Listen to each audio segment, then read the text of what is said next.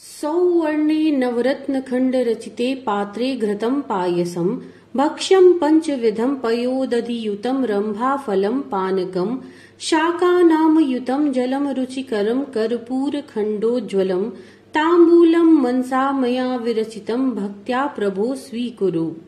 अर्थात मैंने नवीन रत्न जड़ित सोने के बर्तनों में घी युक्त खीर, दूध, दही के साथ 5 प्रकार के व्यंजन, केले का फल, शरबत, अनेक प्रकार के शाक, कर्पूर की सुगंध वाला स्वच्छ और मीठा जल और तांबूल, ये सब मन से ही बनाकर आपको अर्पित किया है। हे भगवान, आप इसे स्वीकार कीजिए। भगवान शिव के मानसिक पूजन में इस मंत्र का बहुत ही महत्व होता है, लेकिन भगवान शिव को अर्पित किया गया नैवेद्य क्या हमें ग्रहण करना चाहिए? भक्तों, जैसा कि आप सबको पता ही होगा कि सृष्टि के आरंभ से सभी देवता, ऋषि मुनि, असुर, मनुष्य विभिन्न ज्योतिर्लिंगों, स्वयंभू लिंगों, मणिमय, रत्नमय, धातुमय और पार्थिव आदि लिंगों की उपासना करते आए हैं। अन्य देवताओं की तरह शिव पूजन में भी नैवेद्य निवेदित किया जाता है, लेकिन अन्य देवताओं का प्रसाद तो हम बड़ी श्रद्धा से ग्रहण करते हैं, किंतु शिवजी का निर्माल्य अर्थात शिवजी के पास रखा गया नैवेद्य ग्रहण करें या ना करें, ये हमारे मन की बहुत बड़ी दुविधा होती है। भगवान शिव को अर्पित किया गया प्रसाद ग्रहण क्यों नहीं किया जाता, इस पर इतना संशय क्यों है? इसके पीछे जो कारण है, ऐसा कहा जाता है कि शिवलिंग पर चढ़े हुए प्रसाद पर चंड का अधिकार होता है, वो चंड जो भगवान शिव के मुख से निकले हैं। गणों के स्वामी चंड भगवान शिवजी के मुख से प्रकट होकर के हमेशा भगवान शिव की आराधना में ही लीन रहते हैं। ये भूत, प्रेत, पिशाच आदि के स्वामी माने जाते हैं और चंड का भाग ग्रहण करना यानी भूत प्रेतों का अंश खाना माना जाता है। इसलिए लोगों के मन में डर रहता है कि कहीं शिवजी का प्रसाद खाने से उनके जीवन में कोई विपत्ति न आ जाए। तो शिव नैवेद्य ग्राह्य है या अग्राह्य?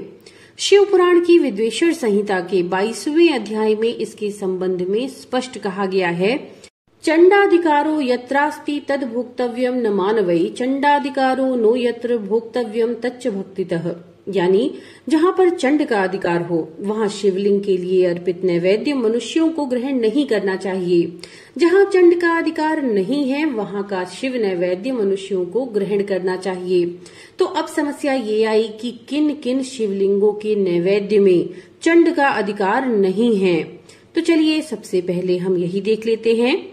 ज्योतिर्लिंग जितने भी हैं, 12 ज्योतिर्लिंग अर्थात सौराष्ट्र में सोमनाथ, श्रीशैल में मल्लिकार्जुन, उज्जैन में महाकाल, ओंकार में परमेश्वर, हिमालय में केदारनाथ, डाकिनी में भीमशंकर, वाराणसी में विश्वनाथ, गोमती तट में त्र्यंबकेश्वर, चिताभूमि में वैद्यनाथ, दारुकावन में नागेश्वर, सेतुबंध में रामेश्वर और शिवालय में घुश्मेश्वर।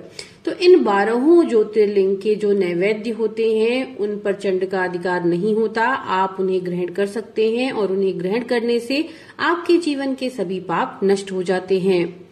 शिव पुराण की विद्वेश्वर संहिता में ही कहा गया है कि काशी विश्वनाथ जी के स्नान जल का 3 बार आचमन करने से शारीरिक, वाचिक और मानसिक तीनों पाप नष्ट हो जाते हैं। अगले शिवलिंग है स्वयंभू लिंग। जो लिंग भक्तों के कल्याण के लिए स्वयं ही प्रकट हुए हों, उनके नैवेद्य में चंडों का अधिकार नहीं रहता। उस नैवेद्य को आप बिल्कुल ग्रहण कर सकते हैं, कोई दोष नहीं होता। तीसरे हैं सिद्धलिंग। जिन लिंगों की उपासना से किसी ने सिद्धि की प्राप्ति की गई हो, जो सिद्धों के द्वारा या तो प्रतिष्ठित हो, जैसे काशी में शुक्रेश्वर, वृद्धकालेश्वर, सोमेश्वर आदि लिंग देवता सिद्ध महात्माओं द्वारा प्रतिष्ठित और पूजित हैं। उन पर चंड का अधिकार नहीं है, इसीलिए उनका नैवेद्य सभी के लिए ग्रहण करने के योग्य है। अगले हैं बाणलिंग अर्थात नर्मदेश्वर। बाणलिंग पर चढ़ाया गया सभी कुछ जल, बेलपत्र, फूल, नैवेद्य प्रसाद समझ करके आप बिल्कुल ग्रहण कर सकते हैं। जिस स्थान पर गंडकी नदी शालग्राम की उत्पत्ति होती है, वहां के उत्पन्न शिवलिंग पारद लिंग, पाषाण लिंग, रजत लिंग, स्वर्ण लिंग, केसर के बने लिंग, स्फटिकलिंग और रत्नलिंग, इन सब शिवलिंगों के लिए समर्पित नैवेद्य को ग्रहण करने से चंद्रायण व्रत के समान फल प्राप्त होता है। जिस मनुष्य ने शिव मंत्र की दीक्षा ली है वे सब शिवलिंगों का नैवेद्य ग्रहण कर सकते हैं। उस शिव भक्त के लिए ये नैवेद्य महाप्रसाद है।